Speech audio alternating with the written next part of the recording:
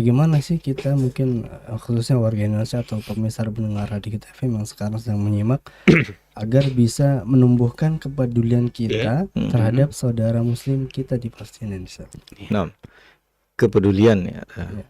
Bismillahirrahmanirrahim. Kepedulian kita terhadap warga ya Palestina ya ataupun kepada sesama muslim ya yang secara umum, kalau kita bahas secara umum adalah seluruh dari kaum muslimin ya, terutama yang terzalimi.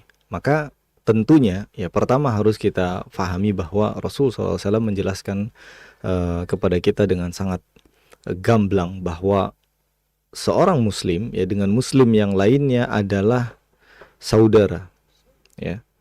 Al-muslimu akhu al-muslim. Seorang muslim itu saudara bagi muslim yang lainnya.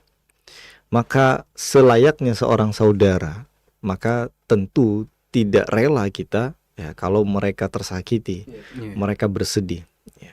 Kemudian dalam hadis yang lain juga Rasulullah SAW menyerumpamakan umat ya atau kaum muslimin ini seperti kalbunyan ya, seperti satu bangunan yang kemudian kalau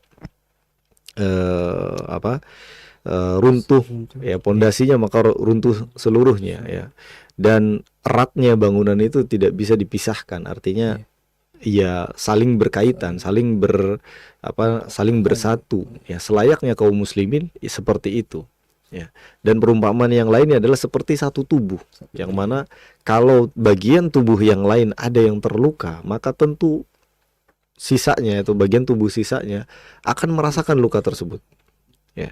Dari kalau contoh kecilnya kita ya kena pisau misalkan, yang kena adalah bagian jari ya, kemudian rasanya kemana, menjalar ke sini ya kan, rasanya kan lumayan kagetnya ya.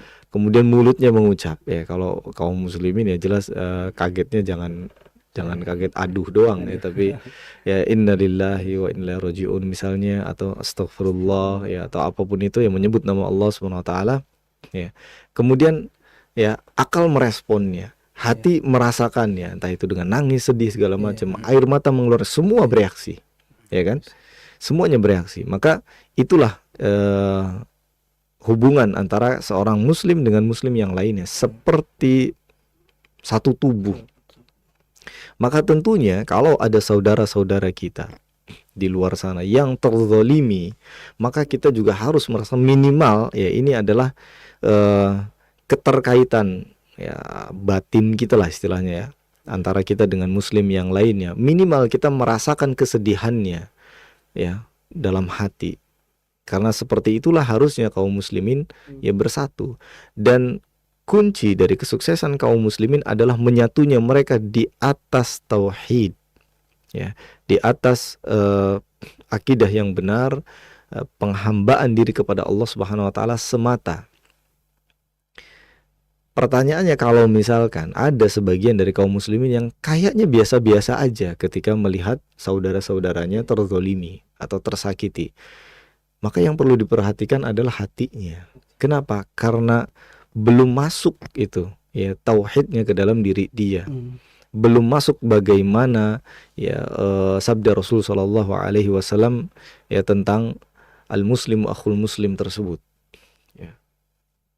Jadi kalau kita bertanya bagaimana sikapnya, maka tentu yang paling minimalnya adalah kita merasa bahwa itu adalah diri kita sendiri, bahwa itu adalah saudara kita sendiri ya, tubuh kita sendiri ya, yang mana ketika merasa sakit, mereka merasa sakit ya, kita juga akan merasakan sakitnya.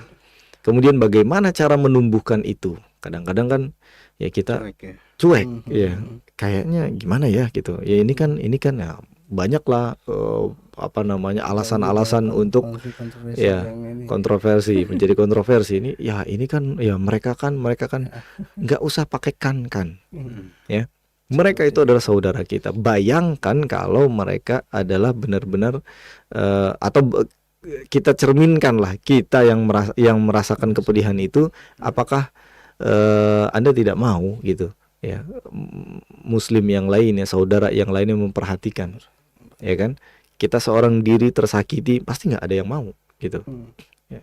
Dan menumbuhkan rasa tersebut tentunya adalah kembali kepada Allah Subhanahu wa taala. Sekali lagi, kenapa? Karena yang mempererat ukhuwah itu adalah satu visi misi. Bagaimana para sahabat bisa melindungi Rasulullah Sallallahu Alaihi Wasallam di perang Uhud yang sampai segitunya, atau nggak usah jauh-jauh perang Uhud. Bagaimana Zaid bin Harithah ya, yang melindungi Rasulullah dari lemparan batunya para penduduk Taif. Ya, dikatakan bahwa Rasulullah SAW sendalnya berubah menjadi apa warnanya itu ya, coklat bata, itu apa sih namanya, oranye. Ya, oranye. Kenapa? Karena sendalnya Rasulullah coklat bercampur dengan darah. Jadi saking banyaknya darah yang mengucur dalam tubuh Rasulullah SAW sehingga sendalnya itu berubah warna. Kemudian disebutkan oleh Syekh Al-Mubarakfuri dalam kitabnya ya, di Sirah Sirah Nabawiyah itu, Zaid bin Haritha melindungi Rasulullah dengan tubuhnya. Jadi kebayang Rasulullahnya begitu, Zaid bin Harithahnya gimana gitulah. Separah apa? Dan kenapa bisa begitu? Raja-raja Persia, para pemimpin para pemimpin musuh-musuh Nabi Muhammad SAW ketika melihat keadaan dari para sahabat yang begitu melindungi, begitu peduli dengan Rasulullah, mereka terheran-heran. Bahkan ya, ketika seorang mata-mata melihat bagaimana kaum muslimin, gerak-geriknya kaum muslimin, ada mata-mata melihat, kata mereka apa? Ini sih adalah kaum yang tidak bisa dikalahkan. Kenapa? Bukan karena jumlahnya, tapi karena itu tadi, kesatuan mereka di atas visi misi yang jelas, yaitu yang disampaikan oleh Rasulullah Sallallahu Alaihi Wasallam. Ya, mereka terheran-heran. Nggak ada seorang raja pun yang dilindungi seperti ini. Tidak ada seorang raja pun yang dihormati seperti ini. Ya. Dan kaum muslimin satu sama lainnya itu begitu erat ya. Ini kita kenapa contohnya para sahabat ya, memang jauh kalau kita mau dibandingkan, tapi inilah contoh yang benar gitu. Dari mana mereka punya ikatan seperti itu? Abdurrahman bin Auf ya, seorang sahabat Nabi yang ikut hijrah dari Mekah ke Madinah, ditawarkan rumah, bahkan ditawarkan untuk dinikahkan dengan istrinya, sahabat Ansor. Nanti saya akan ceraikan, kemudian silahkan pilih ya yang mana yang engkau mau. Kenapa? Karena ukhuwah mereka. Padahal mereka nggak pernah ketemu sama sekali. Ya, artinya yang satu orang Ansor, orang Madinah, yang satu orang Mekah, muhajir. Ya. Nggak kenal, tiba-tiba datang dan menawarkan, nih saya kasih modal, ayo silakan bekerja. Nih ada rumah, silakan tinggal. Ya kan? Kalau bukan karena ya jalan yang satu, yakni ya, yang ditetapkan oleh Allah Subhanahu wa taala, yang disampaikan kepada Rasul sallallahu alaihi wasallam, alal kitabi was sunnah, maka nggak ada ya hubungan seperti itu tuh, nggak ada. Dan tidak ada hubungan yang lebih erat, meskipun itu hubungan kekeluargaan ya, melebihi dari hubungan sesama muslim. Kenapa bisa begitu? Lihat contohnya para sahabat yang ini bukan masalah tega atau tidak tega meninggalkan keluarga, tapi antara baik dan buruk, benar dan salah ya, mau mengikuti yang mana gitu loh. Ya, maka di atas agama ini ya, hubungan tersebut adalah hubungan yang paling kuat. Sehingga ya, kalau kita kembalikan ke pertanyaan tadi, bagaimana cara memunculkannya, maka kita perlu belajar ya, bagaimana menumbuhkan hal tersebut dengan apa? Dengan mencari atau dengan menimba ya ilmu ya, kemudian mempersatukan persepsi kita, akidah kita, manhaj kita sebagaimana Rasulullah dan para sahabat melakukannya. Maka sudah otomatis ya, insyaallah taala, mau orang dari Palestina, mau dari negeri Syam, Indonesia, atau bahkan sampai ujung dunia manapun itu, mereka akan merasakan ya, ketika ada kaum muslimin yang dizalimi, mereka akan merasakan ya kesedihan yang sama. Ya, jadi solusinya hanya satu, kembali kepada Allah dan Rasulnya. Kalau kita ingin menumbuhkan kepedulian kita.